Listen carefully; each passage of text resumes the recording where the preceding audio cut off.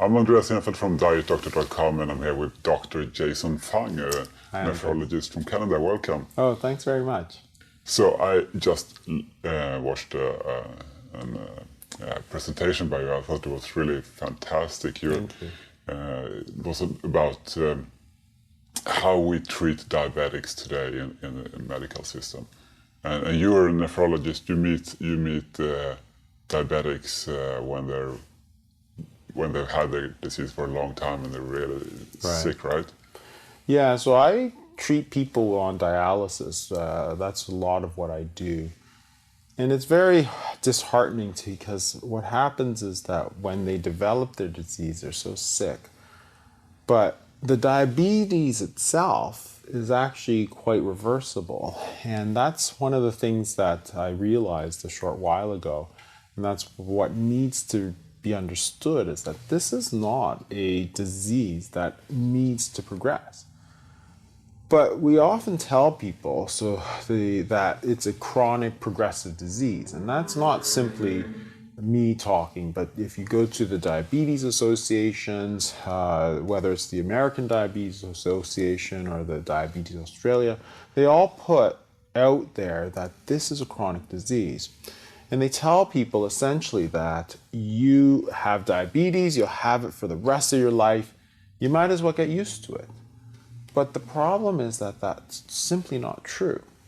And it's actually pretty easy to prove it, because if somebody came up to me and said, I've had diabetes, I was told I had diabetes, I watched my diet, I lost 50 pounds, I cut my carbs, I cut my sugar, and now they took me off of my medication, I'm fine now. That's obviously true. Nobody would say, oh, you're lying, right? So that patient who has lost the weight, who has changed their diet, has increased their exercise, for instance, their diabetes actually got better. And the thing is that if that patient got better, what happens to this idea that this is a chronic progressive disease? Well, obviously it's not true. Because any time that happens, every time it happens, it means that the disease is actually reversible. But you have to know how to reverse it. If you don't know how to reverse it, then you're just going to get worse. And the thing is that the drugs don't actually do anything for the disease.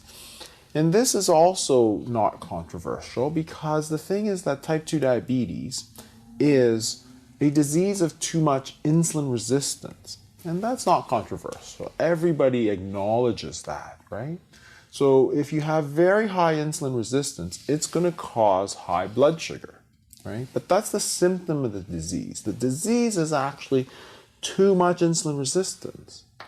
So the treatments that we give are all targeted at blood sugar, right? That doesn't make any sense, because it's almost like, to give an analogy, if you have an infection, if you have a leg infection, well, you need to treat that infection. So what was causing it was bacteria. You give antibiotics. But that infection can give you a fever, but that fever is not the disease. If you start treating that fever as if it is the disease, then that leg wound is going to fester, because you're treating the symptoms of the disease and ignoring the disease. But that's what we've done with type 2 diabetes. We're treating the blood sugar, but it's not a disease of the blood sugar. It's a disease of too much insulin resistance. So what happens is that because we're not treating the disease tends to progress. So if you look at what happens over a period of 10 years, 15 years, what happens is that you start off with one medication, then you take 2 medications, then 3, then you take insulin, then more insulin, and more insulin. And after 10 years, you started with one medication, now you're on 100 units of insulin a day. Well, you're taking more medication to do the same job, to keep that blood sugar the same. That means your diabetes is worse. Even if your blood sugar is better, your diabetes is worse than it's ever been, because you've never actually done anything about treating the insulin resistance. So that patient who went and lost weight and exercised and cut out the carbs and cut out the sugars, they actually reversed their insulin resistance, and therefore their sugars came down, which is far different than making your blood sugars go down by force, by medication, and ignoring the actual disease. So that's the fundamental mistake that we've made over this last 20, 30, 40 years, right?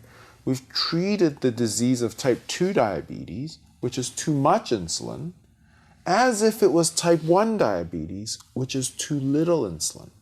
So you got to understand that type 1 diabetes has too little insulin. So that makes sense. You should give them insulin. Type 2 diabetes is too much insulin. You need to reduce their insulin. But instead, we're giving more insulin to a disease state that has too much insulin. Well, of course, that's not going to work. That's crazy. And you had an analogy there as well in your talk. You were saying it's like, it would be like treating an alcoholic with... Exactly. So if you have a disease such as alcoholism, where it's characterized by too much alcohol, the very last thing you want to do is give more alcohol. And that seems very obvious, right? But if you look in the short term, as you take away the alcohol, they might get the shakes, they might get delirium tremens. If you give them alcohol, they will feel better in the short term, right? But that doesn't mean you're going to make the alcoholism better, right? That's the real problem, is the alcoholism. You can't treat the short-term thing at the expense of the long term. What we've done is treat the short term. We said, wow, your blood sugar is high, let me get it down, right? But it's like, well, what's happening to the disease? Who cares what's happening to the blood sugar? What's happening to the disease? It continues to get worse. So it's just like that alcohol. Too much alcohol. The disease is too much alcohol. The cure cannot be to give more alcohol. Right. So to be clear, giving insulin to the disease common is type 2 diabetic is like giving alcohol to an alcoholic. Exactly. So the disease is too much. It's insane. In fact, it's not simply that it's not treating it. It's going to actually make it worse, just like giving that alcohol. You have a disease which is characterized by too much insulin. You're giving more insulin. You're not making it better. You're actually making it worse. So the patient will gain weight, and their insulin resistance will get worse. Exactly. Yeah. And the funny part is that the patients all know this, because this is what happens. And I talk to a lot of patients, and they say, they go to their doctor, they start insulin, then they gain 15 pounds, 20 pounds, right? Which is, we all know that happens. That's not a secret, because insulin is what really drives weight gain. So what happens is that they take the insulin, they gain weight, and they go back to the doctor and say, Doc, what's this? You tell me I need to lose weight to get better. Then you go and give me a medication that makes me gain 20 pounds. This is not good.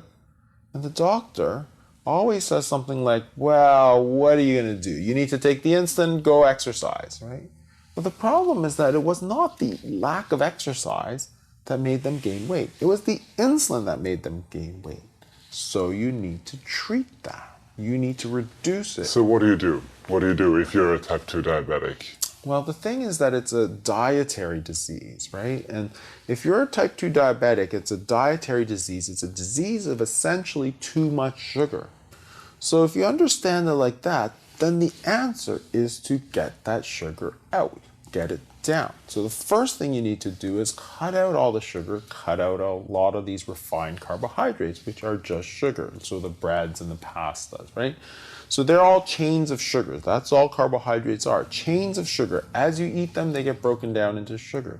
So if you have too much sugar, if diabetes is essentially too much sugar, you got to stop taking sugar. Otherwise, you're going to make it worse. So that's probably the first thing. You can do more exercise, try and burn it off. And the other thing that you can do is try to do something more extreme, such as fasting, for instance. You can actually more extreme than a strict low-carb diet. I love it. Okay, fasting. Tell me more about it. So fasting is actually the most efficient and the most effective way to lower insulin. There's really no drug that does it. There are actually two, but they're not very effective to lower insulin. But if you understand that the disease is too much sugar, too much insulin, then you got to say, well, if it's too much sugar, too much insulin, let's get rid of the sugar, let's get the insulin down. How am I going to do that, right?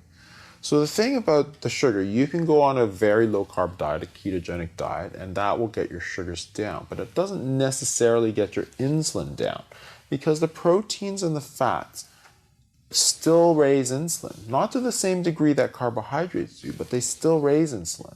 So you can get that sugar down, but you won't get that insulin down.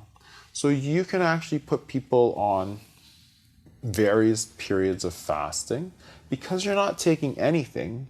It's not simply low carb, it's low protein and low fat, right? It's nothing at all. So think about what's going to happen here. The body is not going to have anything coming in. So what it's going to happen is it's going to start burning that sugar. And that's perfect. That's exactly what we want it to do. It starts burning sugar. After it burns the sugars, your sugars come down. You don't have to take medications. You don't have to take insulin. After that, it starts burning fat. And that's perfect. That's exactly what we want to do. And there's always two questions that come up when you talk about fasting. One, can I do it? And the thing is you have to understand is that literally billions of people around the world fast on a regular basis through their entire lives, right? So the Muslims, the Hindus, the Buddhists, the Catholics, almost every major religion in the world prescribes fasting. Not because it's super harmful, because it's very beneficial. And what happens during the fast is that your insulin levels go down. Perfect. That's exactly what we want. But so what we're doing is we're burning off all that sugar and getting it out of the system, right? As opposed to just getting it out of the blood, we're actually getting it out of the entire body.